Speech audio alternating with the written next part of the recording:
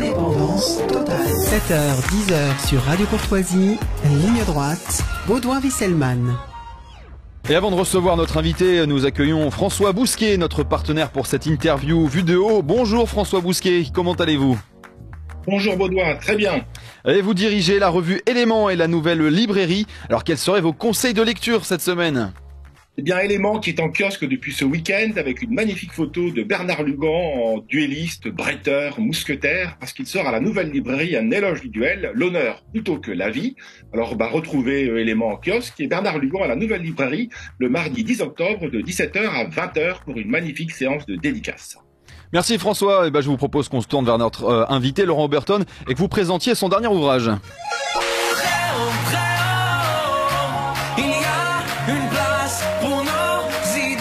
Vue de haut. Laurent Oberton, bonjour. Bonjour. Bienvenue sur Ligne Droite. Alors, nos auditeurs vous connaissent sans doute. Vous êtes l'auteur de la trilogie des guérillas qui raconte l'effondrement de la France. Également de France Orange Mécanique et de Big Brother. Et cette année, de Raisonnablement Sexiste aux éditions Magnus. Et alors, ce titre et cet ouvrage, François Bousquet, vous allez nous le présenter. Oui, c'est un livre qui ne va pas vous réconcilier avec Sandrine Rousseau. Il devrait pourtant, puisque dans Raisonnablement Sexiste, il y a raisonnablement, c'est-à-dire avec raison et avec sénérité. On y retrouve la patte de Laurent Oberton. Ces livres reposent toujours sur une très abondante documentation scientifique, mais ils sont construits, et c'est tout leur charme, comme des scénarios et se lisent comme des romans. C'est nerveux, cru, percutant, réjouissant. Une première partie qui rappelle les différences entre les hommes et les femmes, hormonales, neurologiques, on y reviendra. Une seconde partie qui dresse le tableau clinique d'une société, la nôtre, livrée à la confusion des sexes. Et un troisième qui est une sorte de vadémécum, bref, le tout constituant un fortifiant contre les délires féministes, quand bien même on n'est pas forcément d'accord avec tous les partis pris de l'auteur. Alors Laurent Oberton, première question. Les féministes exigent l'égalité, mais il n'y a pas d'égalité homme-femme. Ici, c'est une fable, rien que des différences. Cela s'appelle le dimorphisme sexuel. Les garçons aiment plutôt les jeux de balles, les filles les poupées, etc.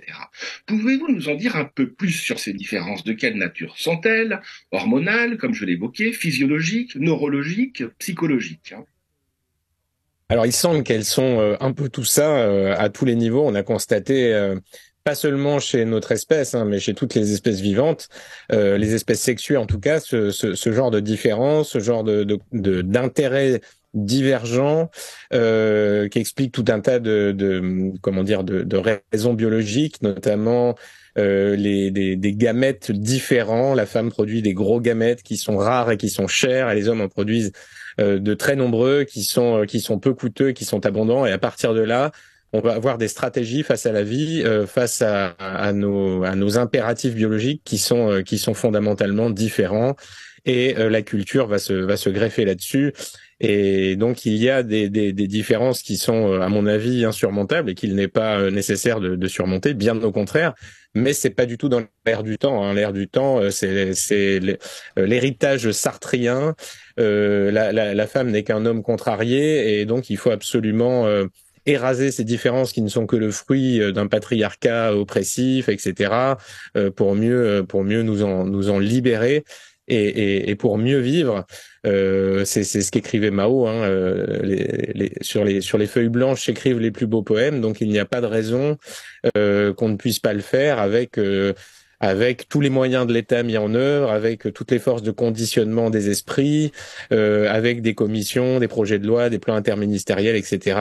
Il faut que les femmes soient exactement les égales des hommes en matière d'aspiration, de volonté, de sexualité, de tout ce qu'on peut imaginer. Et tout ira mieux ainsi. Donc ça, c'est vraiment, c'est notre époque. Moi, je pense que les différences entre les hommes et les femmes sont déjà suffisamment importantes et impliquent suffisamment compliquent suffisamment nos relations pour qu'en plus on ne soit pas obligé de faire face à ces délires idéologiques qui font énormément de dégâts. On parle d'émancipation, mais on est face à des injonctions de comportement dont nos jeunes en particulier ne mesurent pas du tout les conséquences, et qui sont absolument dramatiques pour les familles, pour la natalité, pour la transmission de notre héritage, de nos valeurs, etc. Vous mettez les pieds dans le plat tout au long du livre, mais il y a un sujet sur ces différences entre l'homme et la femme, où vraiment vous les mettez deux fois dans le plat, si je puis dire, c'est sur la question du quotient intellectuel, qui est un sujet un peu tabou, en tout cas en France, beaucoup moins dans les pays anglo-saxons. Et on entend partout que les filles sont meilleures que les garçons à l'école, ce qui est vrai de fait, hein, jusqu'à l'entrée dans l'école d'ingénieur. Hein. Est-ce que vous pouvez nous parler de cette différence, hein, parce qu'il y a des différences neurologiques aussi en termes de QI entre l'homme et la femme. Hein.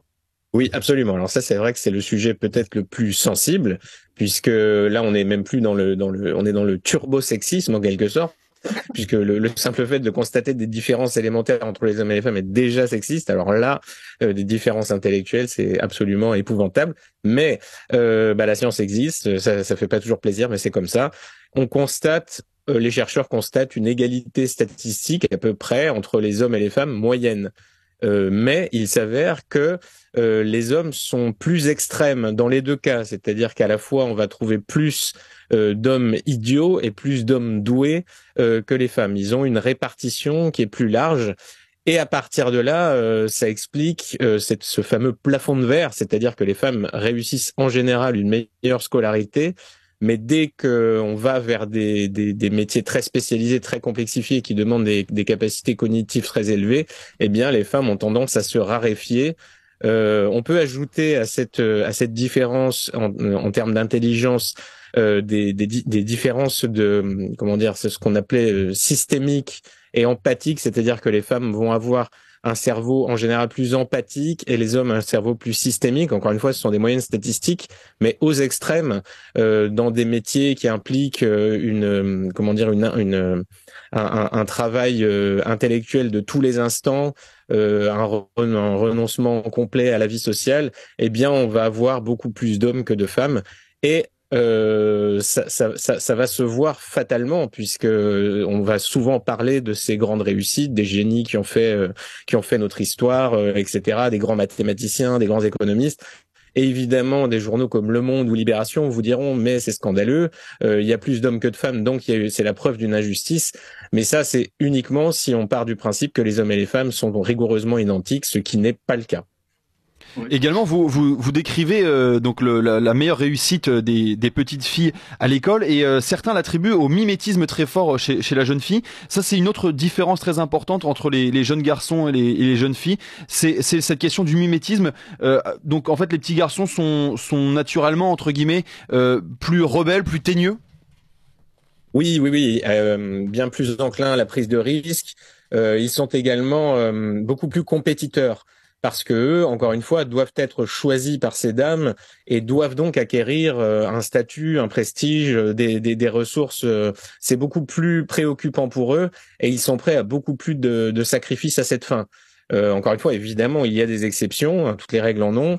Ce sont des tendances statistiques, mais ça crée des différences moyennes qui sont assez importantes et qu'il est, à mon avis, parfaitement absurde de nier. Mais encore une fois, c'est très difficile de parler de ces sujets puisqu'ils sont les propos que je tiens seront perçus comme une agression sexiste épouvantable, sont peut-être même passibles de poursuite, c'est pas impossible. Mais encore une fois, comme disait Steven Pinker, le psychologue, la vérité ne peut pas être sexiste. Ce sont des constats scientifiques et statistiques. C'est le paradoxe presque de notre sujet, et on le voit dans votre livre, qui est une mine d'informations.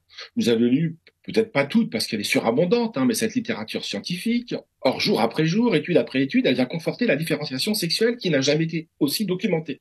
Alors comment ça se fait? C'est que la Terre est ronde, la Terre tourne, et elles nous disent qu'elle est plate. Hein. Le déni, c'est un déni qui frise de délire. Hein. Oui, absolument. On est dans un délire complet. C'est encore une fois le problème, c'est qu'on a cette université française, ce fameux Big Brother. On a les grands médias, l'université, le monde de la culture, qui eux ont ce parti pris idéologique et sans lequel on ne peut pas faire une carrière aboutie dans ces milieux-là d'ailleurs.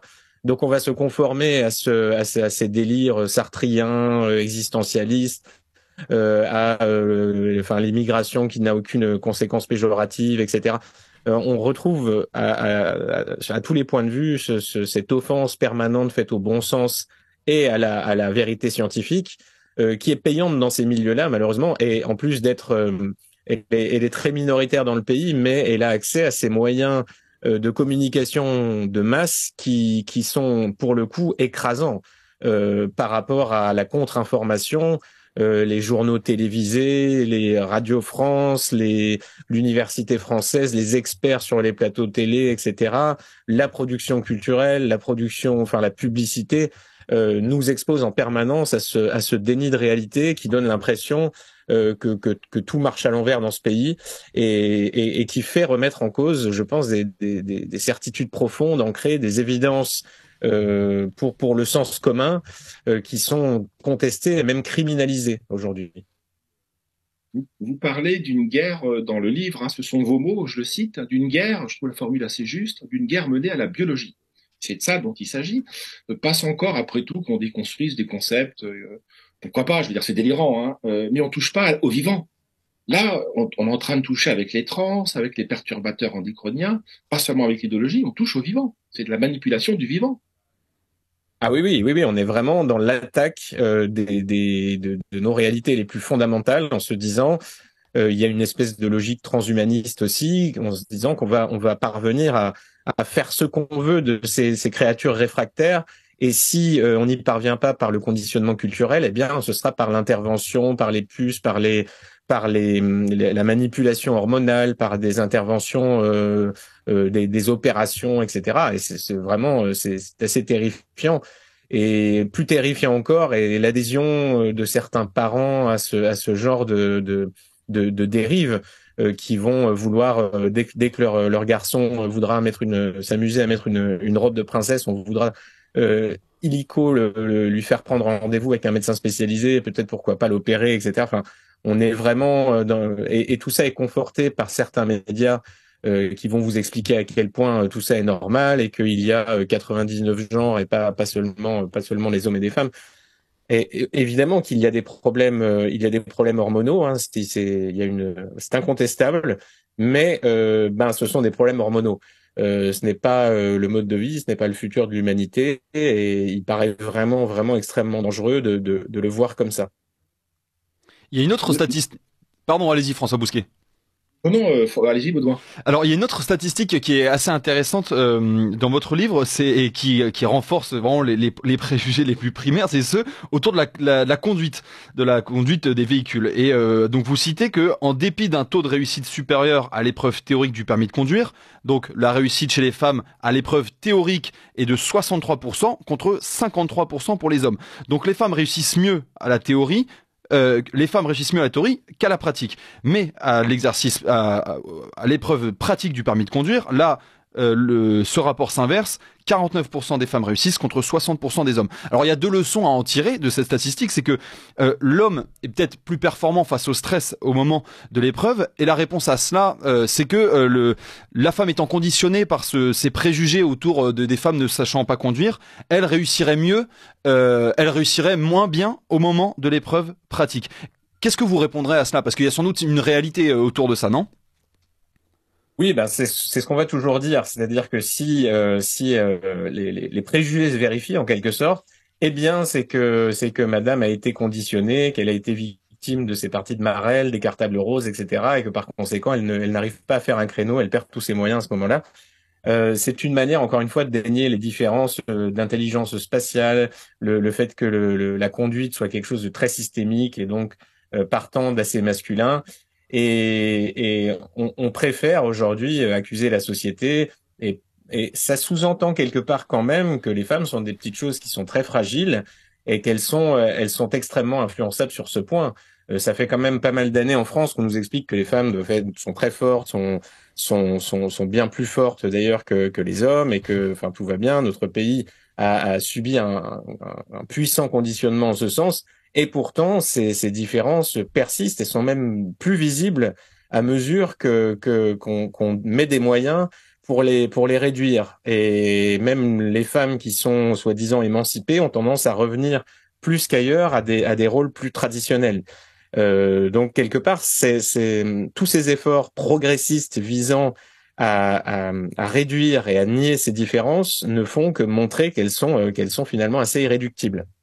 Mais et à l'inverse, pour revenir donc sur cette épreuve théorique du permis de conduire, où seuls 53% des hommes réussissent contre 63% des femmes, est-ce qu'à l'inverse, et c'est pas piégeux donc pour les femmes, hein, est-ce que c'est pas un effet pervers pour les femmes, c'est que on va être plus exigeant finalement peut-être avec les hommes cette épreuve théorique, en tout cas, on va être plus exigeant avec eux, ou du moins les noter plus durement, alors qu'on va peut-être noter plus facilement les femmes. Ce qui va finalement peut-être du coup les désavantager au moment de l'épreuve pratique. Est-ce que là on n'a pas l'illustration que la politique paritaire en fait désavantage en bout de compte les femmes, comme quand on laisse penser que leur incorporation dans l'armée, leur participation à des stages commando sera de la même difficulté pour un homme alors qu'ils n'ont pas les mêmes capacités physiques. C'est tout le drame de cette époque bienveillante. Non seulement ça va pénaliser les hommes méritants, puisque on va faire passer devant eux des femmes qui ont des compétences moindres, mais ce sont des femmes. Et les femmes, eh bien, qui vont réussir seront toujours un petit peu suspectées. Si elles ont réussi, c'est peut-être parce qu'il y a des quotas, et celles qui le méritent pour le coup réellement auront toujours à faire avec ces soupçons. Donc ça ne rend vraiment service à personne, ça ne favorise pas non plus évidemment le niveau de ces entreprises ou de ces organismes, puisque si vous faites comme le gouvernement encore, si c'est quelque chose qui sert à rien comme le gouvernement, on peut faire la parité, on peut faire la diversité, on s'en fout, c'est pas grave. Mais quelque chose qui exige des compétences élevées et bien, par exemple, je sais pas, les pilotes d'avion, etc.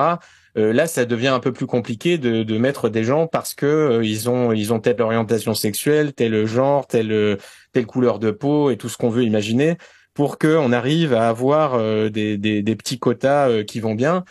Ça devient un gros problème et ça contribue, je pense, à la régression générale du niveau. Il y a notre société vit sur le régime presque de l'antiphrase, un peu à la Orwell, vous savez, le bien c'est le mal, le jour c'est la nuit. On parle de domination masculine. D'abord, vous rappelez que cette domination, enfin 99% des hommes et des femmes sont pas concernés puisqu'ils sont logés à la même enseigne. C'est pas des milliardaires, c'est pas des pilotes de Formule 1. Mais la vérité, c'est qu'il n'y a pas de domination masculine aujourd'hui. C'est une domination féminine, féministe plutôt que féminine d'ailleurs. Oui. Et en plus, c'est une manière, encore une fois, de parler de domination masculine en ne prenant en compte que les grands milliardaires, les critères archi-économiques, pour le coup, les critères masculins de la compétition sociale, alors que la domination féminine, historiquement, s'exerce bien davantage sur le clan, sur l'homme lui-même. On sait très bien dans la plupart des foyers comment ça se passe. Comme disait l'autre dans La Grande Vadrouille, c'est Marie portait culotte, mais ça c'est pas si fréquent que ça. Et le rôle de la mère, le personnage central du foyer, notamment sur les enfants, notamment dans les relations autour du clan, a toujours été extrêmement important. Et il est totalement nié aujourd'hui par le féminisme, qui ne jure que par la domination plus masculine, à savoir le statut, le compte en banque, etc. Et c'est très dommage, encore une fois, et c'est très préjudiciable aux femmes de pas leur reconnaître ce pouvoir plus élémentaire, mais plus concret, plus tangible. Et on vit effectivement aujourd'hui totalement dans un monde dominé par l'idéologie féministe. C'est elle qui a accès au plateau, c'est elle qui en contrôle, qui contrôle qui doit dire quoi, ce qu'il est licite ou pas de ce qui fait scandale ou non, et ce qui fait que nous autres sexistes raisonnés en serons longtemps tenus à l'écart. Je crois que c'était la pause, pardon. Vous dites qu'il y a presque une théorie du complot. On a l'impression qu'il y a, oui, je trouve que c'est ça, c'est le féminisme, c'est une théorie du complot. Parce qu'elles croient, les féministes, qu'il y a un complot tacite de tous les hommes contre elles. Je trouve que c'est très juste là de renverser la cause et les effets, oui. La charge de la preuve. Exactement, et c'est un petit peu aussi, le féminisme est un petit peu calqué sur l'antiracisme, mais on va retrouver exactement cette même idée qu'il y a des tout-puissants oppresseurs qui veulent et qui font sciemment le mal contre des minorités, qui font leur malheur, et que les malheureuses oppressées sont des victimes tacites, pernicieuses, parce que c'est ce qu'on dit, le sexisme c'est comme le racisme, même si on s'en défend, même si on essaie de donner des gages, on l'est quand même un peu, et notre simple existence, on doit être extrêmement coupable, et donc c'est exactement une théorie du complot d'un groupe de mâles qui règne depuis la nuit des temps qui tient un pacte secret pour tenir les femmes éloignées des lieux de pouvoir.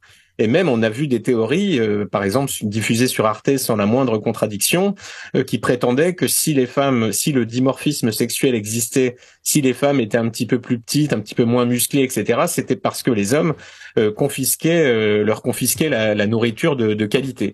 Et ça, on a réellement vu ça. On a vu des anthropologues comme Françoise Héritier défendre cette théorie, encore une fois, sans la moindre contradiction, sur des médias payés avec l'argent du contribuable. Oui, c'était la fameuse théorie des femmes privées de viande depuis la nuit des temps, selon l'expression. Merci Laurent Berton, restez avec nous, il est 9h et c'est le moment de faire un point sur l'actualité avec Liselotte Dutreuil. Ligne droite. Il y a une place pour nos idées. Vue de haut. Nous sommes avec Laurent Oberton, auteur aux éditions Magnus de Raisonnablement Sexiste, et François Bousquet, directeur de la Nouvelle Librairie et de la revue Éléments. Alors Laurent Oberton, vous constatez un effondrement moral et des repères de la société française causés par l'hypersexualisation, par la libération sexuelle, le féminisme. Mais alors, donc, au-delà d'une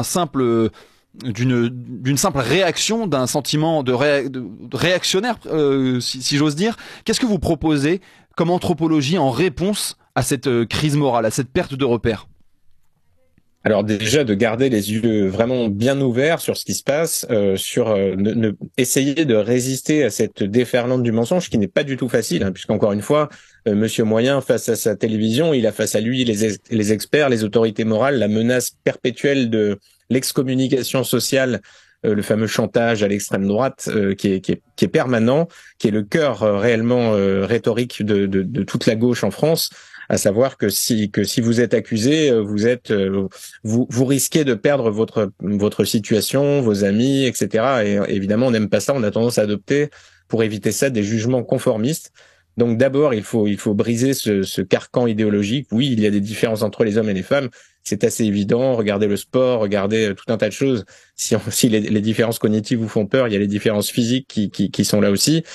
Et moi, j'essaie de m'adresser à l'individu en lui expliquant que son levier d'action principal, c'est toujours lui-même, sur ses proches, sur son clan, dans sa parentalité, dans sa manière de faire passer des messages, d'essayer de se faire exemple, en montrant un certain courage de résistance face à cette oppression mentale, ce bombardage permanent qui est réellement fait pour briser nos défenses immunitaires. On peut parler de Netflix, on peut parler de toute la production, encore une fois, publicitaire. Dans quoi peut-il puiser cette force ? Parce que c'est un rouleau compresseur, comme vous dites. Qu'est-ce qui lui reste une fois qu'il est déraciné, qu'on lui explique qu'il n'est pas forcément un homme ? Dans quoi peut-il puiser cette résistance, cette force de caractère, cette force de la volonté ? Alors c'est très difficile, hein. C'est vraiment un travail d'autodiscipline considérable, où on a souvent plus à perdre qu'à gagner si on reste sur un plan purement matériel, hein. On peut perdre une carrière, on peut perdre des amis, on peut perdre de l'argent, des situations, tout un tas de choses. Par contre, il y a ce dont on parlait juste avant à propos de Bernard Lugan, il y a cette notion un petit peu désuète d'honneur et de courage. Je sais que ce terme est cher à François Bousquet. Il faut, je pense, réhabiliter ces notions et montrer à quel point dans une telle époque liquide où quand à peu près tout vous tombe dessus, quand on est face à des épreuves qui paraissent insurmontables, eh bien, cette résistance individuelle, mentale à tout ça, peut par elle-même être source de satisfaction profonde et d'exemplarité pour ceux que nous aimons. Donc évidemment, sinon c'est ça ou le renoncement et le suicide par procuration qui consiste à ne pas se reproduire aussi bien physiquement qu'intellectuellement. Donc face à ça, il faut lutter, il faut aller au charbon, il faut par tous les moyens trouver des armes de légitime défense. Il faut, je sais pas, créer des médias, parler autour de soi, montrer qu'on n'a pas peur, refuser le chantage. Tout est possible. Moi, j'essaie par mes livres de communiquer cet esprit de résistance autour de moi. Il existe, il y a un contre-mouvement malgré ce rouleau compresseur, malgré tout ça, il y a une contre-information, il y a des revues dissidentes, il y a des médias dissidents. Je pense que nos idées, que notre vision du monde n'est pas loin d'être majoritaire dans ce pays et que malheureusement, ce qu'il reste à briser, c'est la force de conditionnement qui fait que le troupeau domestique, au bout du compte, votera Édouard Philippe, votera contre lui-même parce qu'il a peur. Il y a une difficulté objective néanmoins, et vous la pointez vous-même dans le livre, hein, pas en conclusion, c'est la T avec un T majuscule. Je ne veux pas parler de la force de T, mais je veux parler de la testostérone. Hein. Et vous montrez que c'est central, hein, vraiment central. Les gens rigolent quand on parle de testostérone, ils pensent à Rocco Siffredi, etc., à ce genre de bêtises. Non, la testostérone, c'est ce qui enclenche la différenciation sexuelle. Hein. Premier point, vous le rappelez, c'est très important. Mais plus grave, hein, c'est que elle fabrique de l'indocilité, la chute de la testostérone. Donc, la troisième partie, c'est un appel à la lutte, à la résistance, à la dissidence. Hein. Mais oui, sauf que la deuxième partie de votre livre montre qu'il y a objectivement une baisse des capacités de résistance du peuple, hein, puisqu'on est en train de vider les hommes de cette fameuse T, quoi. Voilà, quelle que soit la raison de cette baisse, hein, on parle des perturbateurs, peut-être aussi c'est ce message perpétuel comme quoi l'homme doit courber les chines, qui peut jouer aussi. En tout cas, oui, ça a des conséquences absolument dramatiques. Et la testostérone, il suffit d'observer dans la nature, vous observez le taureau, vous observez le bœuf, et la différence n'est pas seulement une différence de masse musculaire, il y a un caractère qui est complètement différent. Il y a la docilité d'un côté, on peut en faire ce qu'on veut. Le bœuf est un animal parfaitement docile et renonçant. Du moment qu'il a sa nourriture, tout va bien. Et alors que le taureau, c'est une autre paire de manches. Et on a perdu malheureusement ce caractère. On nous explique qu'au contraire, la soumission la plus complète est le seul moyen d'acquérir une forme de fierté aujourd'hui. Et il est urgent de réhabiliter un contre-modèle en disant non, justement, c'est le caractère réfractaire, mais dans le bon sens, hein, pas simplement toujours prendre le contre-pied de l'adversaire pour prendre son contre-pied, mais d'avoir cette fermeté, ces objectifs de lutte toujours clairs, toujours et de s'y tenir en permanence, c'est extrêmement important. Encore une fois, on est face à des causes de ces effondrements de testostérone qu'on ne connaît pas bien, qui sont peut-être multiples et contre lesquels il est difficile de lutter, parce que si ce sont les oestrogènes dans les eaux du robinet, oui, il faut filtrer son eau, il faut trouver d'autres moyens de boire, mais si ce sont les perturbateurs au quotidien, il y en a partout, on sait très bien, dans toutes les maisons, quasiment tous les objets en plastique en contiennent. C'est très difficile de faire face à ça, de passer des messages aussi désagréables autour de nous, puisque beaucoup des nôtres, malheureusement, ne veulent pas entendre ces mauvaises nouvelles, hein. Ils préfèrent faire comme si tout allait bien, comme si de rien n'était. Et le fait qu'on parle si peu de ces questions, pour moi, on dit très long. Je pense que l'État, je pense que ceux qui nous dirigent sont plutôt contents d'avoir à faire face à une gigantesque servilité, à des individus qui ne sont obsédés que par la quête de leur récompense à court terme, de leur divertissement, et que finalement, ils s'oublient eux-mêmes. Mais Laurent Oberton, est-ce qu'il n'y a pas des limites à cette domestication comme réponse, comme explication à cette baisse de vitalité des hommes, de leur virilité? On a en France une population d'origine étrangère qui elle manifeste, et parfois c'est très positif et parfois beaucoup plus négatif, notamment en termes d'insécurité, mais qui manifeste une certaine vitalité en termes de virilité, de testostérone, d'autodéfense. Et pourtant ces populations vivent dans les mêmes conditions de confort que la population autochtone, dont on peut parfois regretter la domestication en effet, ou du moins la veulerie.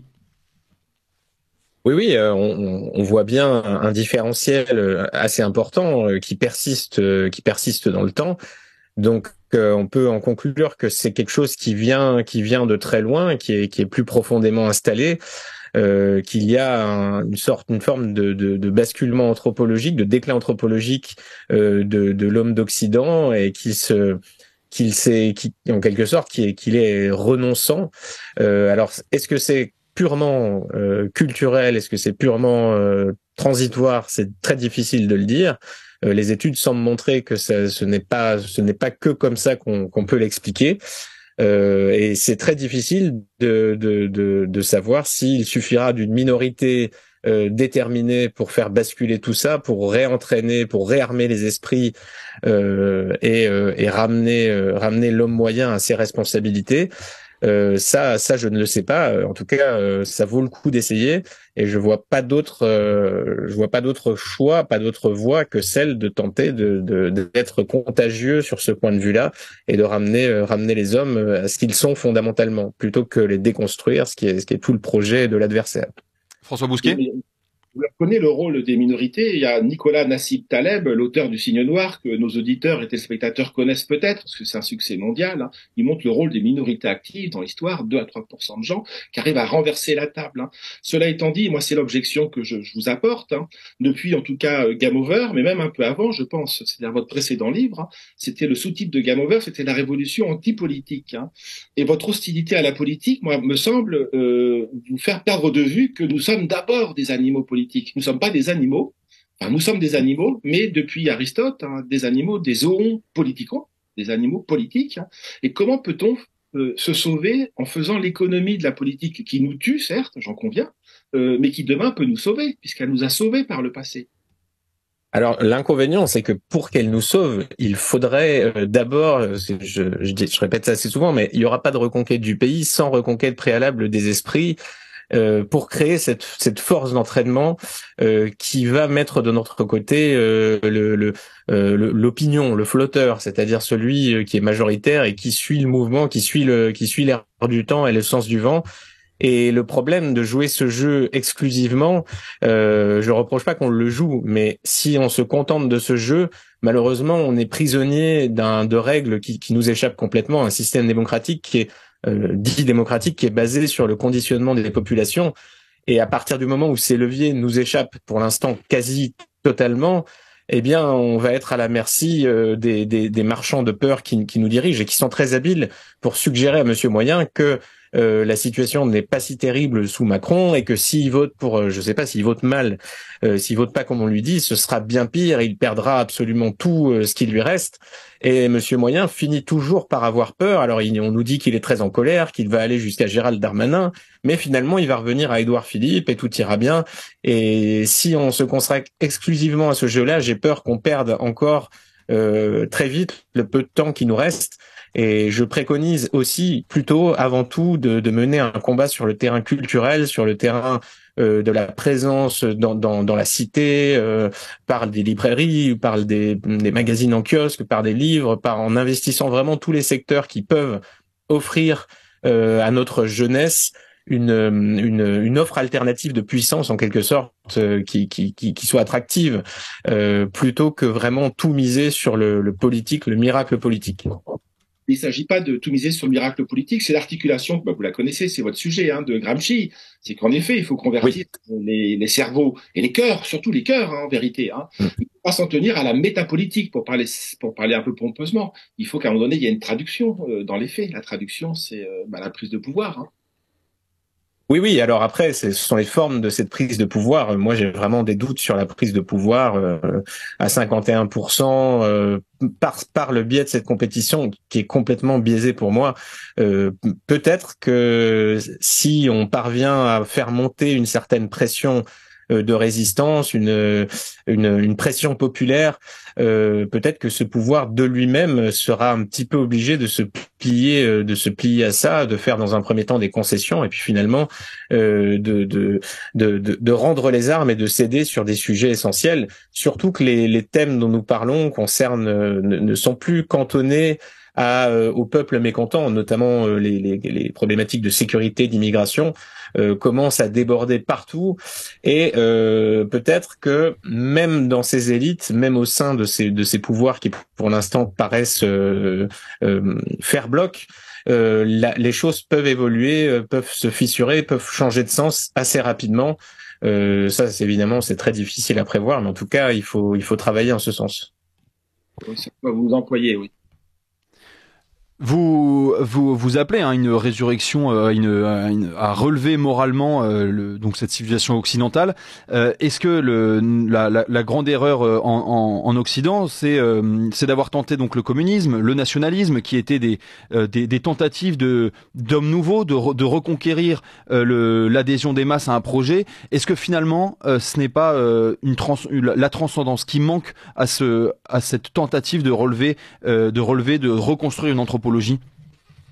Ah oui, bah là, on est notre population Dieu est mort, hein, comme disait l'autre. Ils n'ont plus Dieu, ils n'ont plus les grandes structures anthropologiques, ils n'ont plus de projet de puissance. Par contre, l'adversaire en a. L'adversaire va proposer le transhumanisme, la post-écologie, enfin tout un tas de choses qui laissent penser qu'il y a une voie, qu'il y a un but qui est à peu près clair. La fin de l'humanité, enfin tout ce qu'on veut imaginer. Et c'est plus difficile du côté réaliste, du côté bon sens, de proposer une offre qui ne soit pas seulement défensive, qui ne soit pas seulement on veut que ça dure, on veut que ça continue, on veut revenir à l'ancien temps. Et les esprits sont faits comme ça. La jeunesse, elle veut une offre de projet. Et c'est là-dessus qu'il faut travailler, je pense, pour lui proposer quelque chose qui soit pas justement, qui ne tombe pas dans un autre délire, qui ne soit pas quelque chose qui est incompatible avec notre nature profonde. Donc il faut réhabiliter ces modèles spirituels et culturels. Et ça, c'est un travail conséquent qui doit nous occuper tout autant que la défense de nos acquis, de ce que nous sommes. Merci beaucoup Laurent Oberton d'avoir été avec nous. Vous êtes l'auteur aux éditions Magnus de Raisonnablement Sexiste. Et merci à vous François Bousquet, vous êtes le directeur de la Nouvelle Librairie.